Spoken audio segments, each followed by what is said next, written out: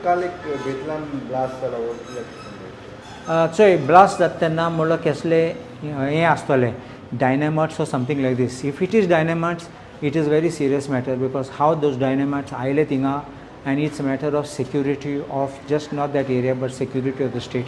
Kita आज dynamite tinga जाले फाल्यां आमगे घरा सायडीन जाले आमगे घरा भितर कोणें गायले जाल्यार, and if these are exploded, then we will have a serious consequences. It can affect state buildings, can affect monuments, anything it can affect.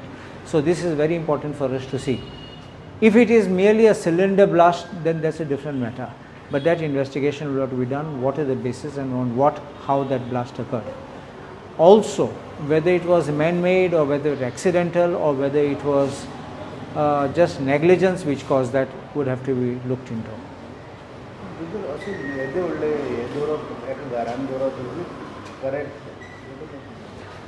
See, what is the intelligence that the police had? If it is dynamite, if it is even gunpowder or any explosive material which could have caused that blast, it is local intelligence of the police which apparently has failed.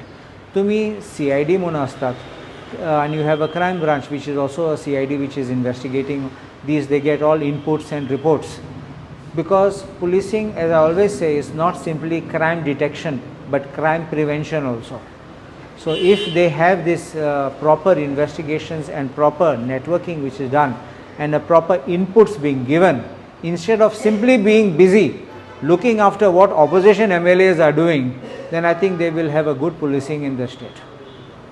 Permission can be possible to do such things in the home? See, I don't think that if such type of, if it was, let us say, dynamites, then whether it can be brought and stored in a house, I have my own doubts, because it has to be safely stored in designated places. You can't come and stock piles of that and keep it in your house. It's always bound to cause danger. Think of it, your stove, your oven, anything, or even heat in a house can generate this kind of a situation. So I don't believe that they can give permission to store it in a house. Plus, the house would have to be at a distance away from other residential houses.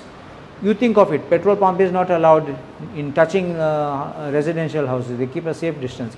Cylinder go downs are kept at a distance away, because anything should happen. If by chance, God forbid it happens, but if it happens, then that is also a safety precaution.